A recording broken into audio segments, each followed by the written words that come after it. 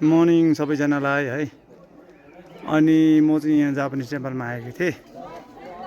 अनि 1972 सालमा चाहिँ यसको एउटा फाउन्डेसन गरेको रहेछ। अनि Japanese temple peace by Gauda 1992 सालमा चाहिँ कम्प्लिट भएको रहेछ। र यसमा चाहिँ अब एउटा यो विश्व शान्तिको लागि बनाइएको है, यो पिस बाई गौडा है। यसमा चाहिँ अब शान्तिको लागि बनाइएको र यसमा हामीले ड्राइभरहरूले पनि बुझ्न पर्ने धेरै महत्त्वपूर्ण कुराहरू देखेँ मैले। यो शान्तिको लागि बनाइएकोले गर्दाखेरि यहाँनिर पिस भनेको छ है। अनि हाम्रो कतिजना ड्राइभर दाजुभाइहरूले चाहिँ गाडीहरू लिएर है, गाडीहरू लिएर हर्नहरू बजाउँछ होइन, ठुल्ठुलो टेपहरू बजाउँछ। अनि जग्गा जग्गामा अब साइलेन्स जोनहरू लेखिदिएको रहेछ होइन, शान्ति स्तूप पिस भनेर होइन। अब यो कुरोहरू चाहिँ हामीले बुझ्न अति आवश्यकता देखेँ मैले होइन। र यहाँ चाहिँ अब कसैले पनि हर्नहरू नबजाइदिने भन्ने एउटा साइलेन्स जोनमा चाहिँ उहाँहरूले चाहिँ भनेको रहेछ होइन। र यो कुरोहरूलाई एकदमै ध्यान दिनपर्छ। यहाँबाट हेर्दा चाहिँ एकदमै राम्रो देखिन्छ है। विशेष यो चाहिँ टेम्पल हो। यो भित्र चाहिँ अब बुद्धिस्टको भने लामा है, हिन्दूहरूको भने चाहिँ अब पुजारी पण्डित नै बस्छ है। र यहाँ चाहिँ उनीहरूको लामा बान्ते लामा भन्ने है, जापानिज लामाहरू बस्ने गर्छ।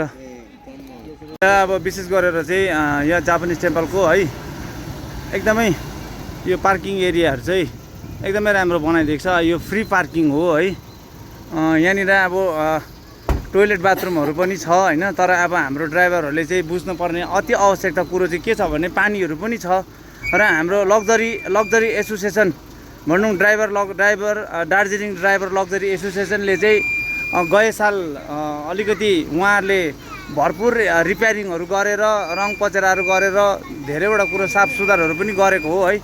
र यसमा हाम्रो महत्त्वपूर्ण हिस्सा चाहिँ के बन्छ भन्ने ड्राइभरको चाहिँ 100% हिस्सा बन्छ। र आएर पानीहरू हालिदिने, साफसफाइ गरिदिने, किनभनेदेखि यो फ्री टोइलेट हो, पे टोइलेट होइन है।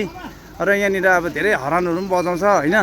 र अब टेपहरू एकदमै बजाउँछ अहिलेको अब सानो सानो भाइहरूले होइन। र पिके साथी यो भन्नु त लु, टेपहरू बजाउने हर्नहरू बजाउनेलाई चाहिँ के सुझाउ छ तपाईँकोबाट?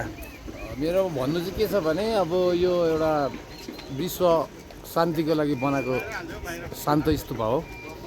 यो सेकेन्ड वर्ल्ड वारको बेला बनिएको हो, किनभने विश्वमा शान्ति होस् भनेर यो शान्ति स्तूप बनाएको हो।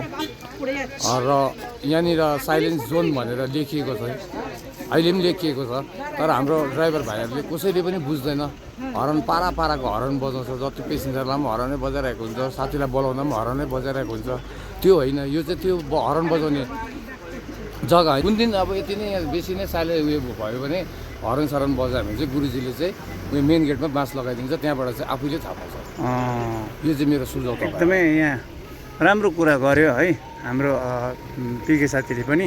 कुरोहरू चाहिँ हामीले अति ध्यान दिनपर्ने कुरोहरू हुन्छ है।